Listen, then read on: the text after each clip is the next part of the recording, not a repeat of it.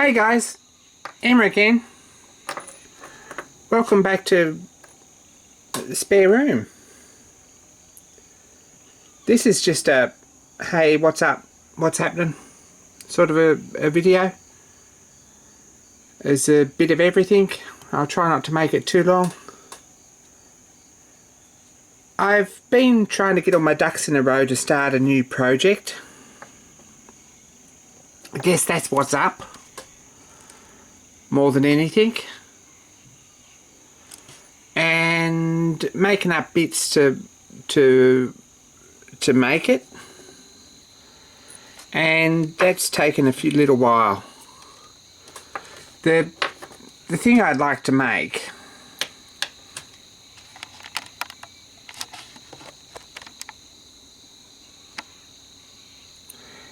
is a decent set of jeweler's screwdrivers. I've got numerous different types. These are Bergeon from Switzerland. They're not bad, they're fairly expensive. This is the anti-magnetic one with the black top. And I'd really like a set that's a bit better made without spending $1,000 on them. So I thought, well, let's get together and make some. Probably design something up and make something pretty decent that's going to last the distance, and put a set of plans out there, and they'd be a really nice gift for someone, or they'd be a handy addition to anyone's box. Make a nice brass case for them with vellum or such on it, and make them out of some decent materials. I've been sourcing some materials. This is nickel silver or nickel brass or German silver, whatever you want to call it. It's a different colour if you have a look than brass, and it's fairly difficult to find. I found an Australian supplier who had some. I got some 1/4 and some 5mm, or 1/4 and 3/16. So they'll make the main bodies. I wanted to use bought screwdriver blades and just locking grub screws like this one. I thought these are all colour coded.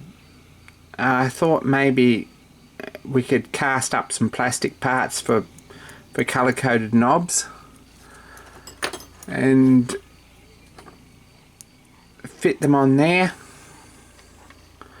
and make up some nice little blued proper clock or watch screws. Might be nice. I've located some ball races which are 6mm by 3mm, and they might be good too. And I'm still looking for some material to make the tops, which want to be about 3/8 or 10mm or something like that. Because there's 6 or 10 in a set, I really would like some sort of repeatability and some production line going so they all look the same. And getting things sorted and in line to start making them has taken a little bit of time. So that's why there's been a gap in project videos. And that's probably what's going to be next. So without going into too much detail, that's what I've been doing, and they should be really nice with blue screws and nickel silver bodies and heads, and probably something that's fairly decent that can be made in most people's workshop. I'm going to do blued up watch screws like this that look good. I'm thinking probably small parts or someone like that will be able to supply a screw and a collar, or even a step screw, to make these a little bit easier and within reach of people. So it might be a project that someone else could make too. So that's taken a while, and it's going to be a couple more weeks before I really into gear to make them or start making them. But I've got some stuff together and there's still more to go. So what else has been happening? I bought some tools. and I've been given some tools, and I have some tools that have arrived that I'm making some effort to make a payback on.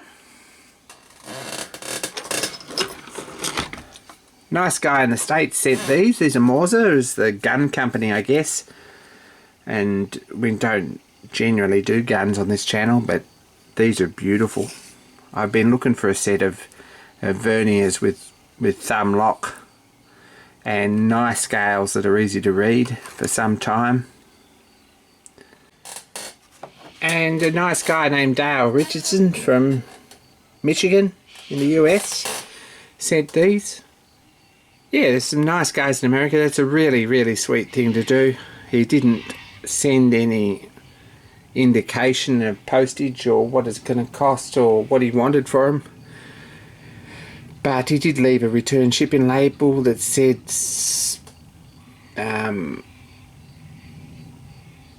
caution, live animals inside. So I'm guessing he wants a baby kangaroo. Probably not going to happen from Australia, but I'm working on something to send back to you, Dale, and I hope you like it. So more about that soon.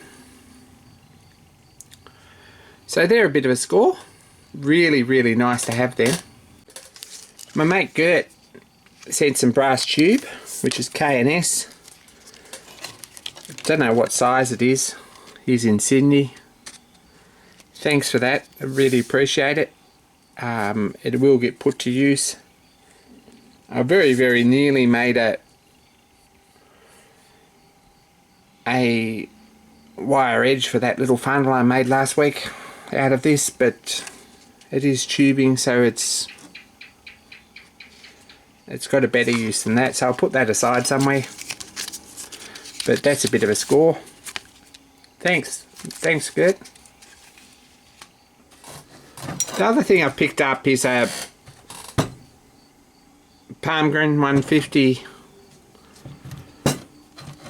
vertical milling slide that fits my lathe nicely. I'm fairly pleased to get this at the price I did because it was listed wrong and it was pretty loose and worn out actually, and I've adjusted all these gibs.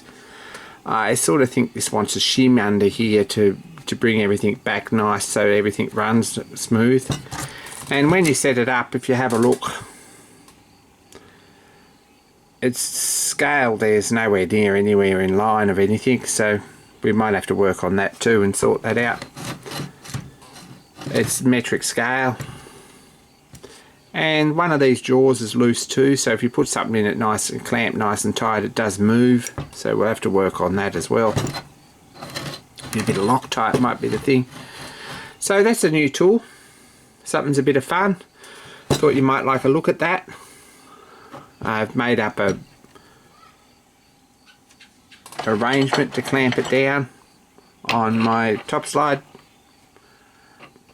Really straightforward with a nut.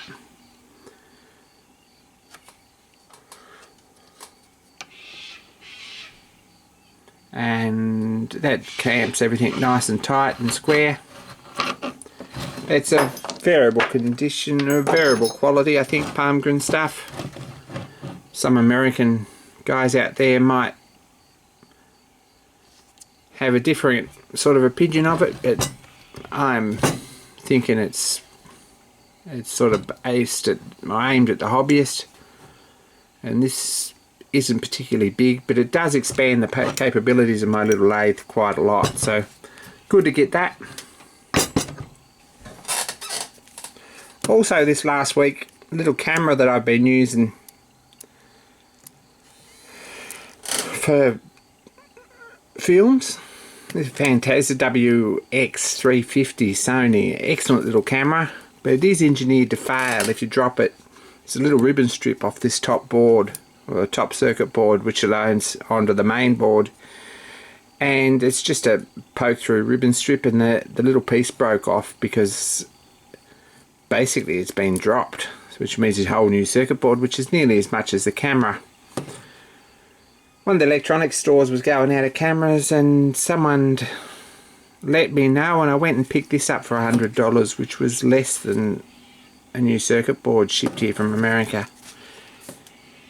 So I'm really quite pleased about that. And I also got a little camcorder, which is what I'm using here, which is a bit of a learning curve. There's a lot to learn about it, and it's a bit different. But have a look over there on the bench. That dragonfly just landed there, which is kind of cool. I reckon he's probably just died, which is a bit sad. To see if he'll take off again. There's lots of dragonflies here. Yep, there he goes. Scared the crap out of me, but it's the summer here and dragonflies are pretty common. That's not even a very pretty one, but it's nice that he comes and lands on the bench. So anyway, that's pretty much what's happening here. Some of the things that have turned up and some of the things I've done. And it's where our screwdriver project is at the moment. We're still working on that prototype. This is just a quick update on all that. Thanks for watching, guys, and more soon.